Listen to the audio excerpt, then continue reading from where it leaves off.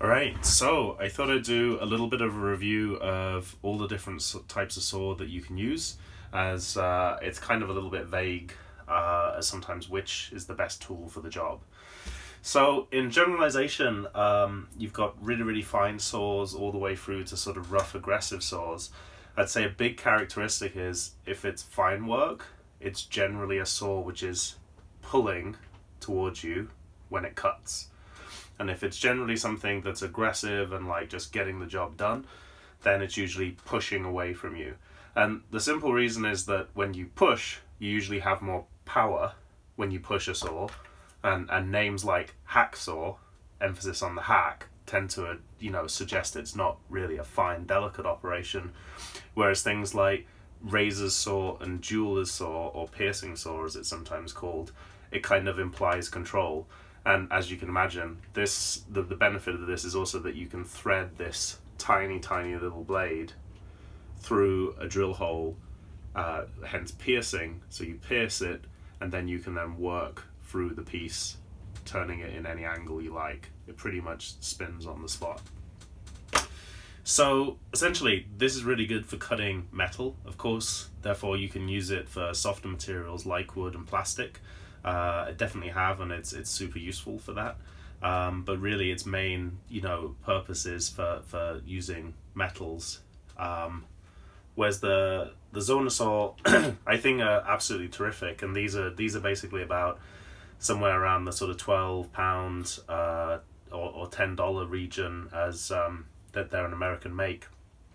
And what's really great about them is they have this metal piece down the back that gives it a lot of stability. So it means that the blade doesn't twist around. Now, this was one that I actually modified myself. So these blades come out, and I basically chopped it down the clamp, and then basically used a bench guillotine to chop this off. And this allows me the ability to sort of do some quite unusual things around corners with it. So I'd say this isn't exactly the first thing you're going to do out the box, but it's kind of super useful to have these sort of options, and generally hacking your tools is kind of useful.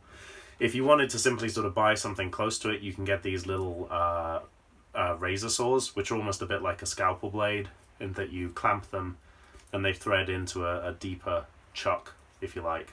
So there you go. I, again, not being sponsored by any of these companies, but Barco, Swedish make, you recognize the orange. This, as you can see, looks pretty abused. I've had this for years. It's terrific. It's just one of those good quality investments that stands you for everything. So this chops through metal, chops through plastic, the lot. Again, this hacksaw, again, nothing very special, but a good quality one that hasn't got any sort of wanginess in how it pinches the blades, and a good chunky tensioning wheel. The more tension the blade has, generally speaking, the better it cuts.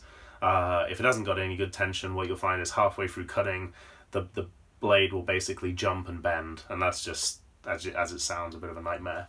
So this, I think, is a really handy thing to have with you when you're on sort of any sort of site work or doing anything that's a bit unusual. It actually has two locking positions, both there, and of course closed.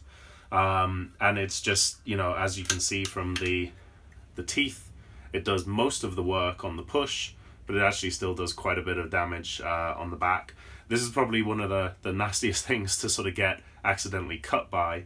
And I would say definitely wear gloves when using it, as usually this is the sort of saw you're doing when you're in a desperate situation. You're trying to freestyle a hole in something, and it's also got almost like a knife edge here for sort of torquing its way into a hole or something like that.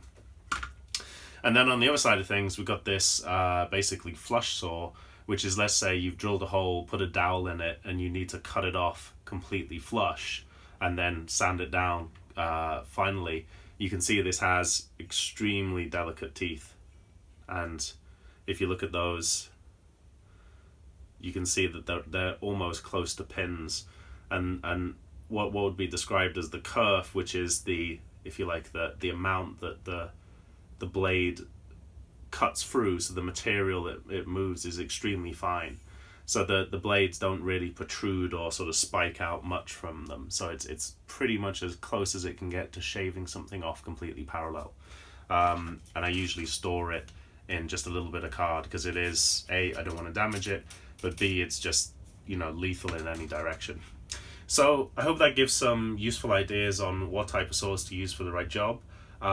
Please post comments below, as ultimately that sort of informs what you'd like to hear more detail about, less about. So I hope that's useful. Cheers.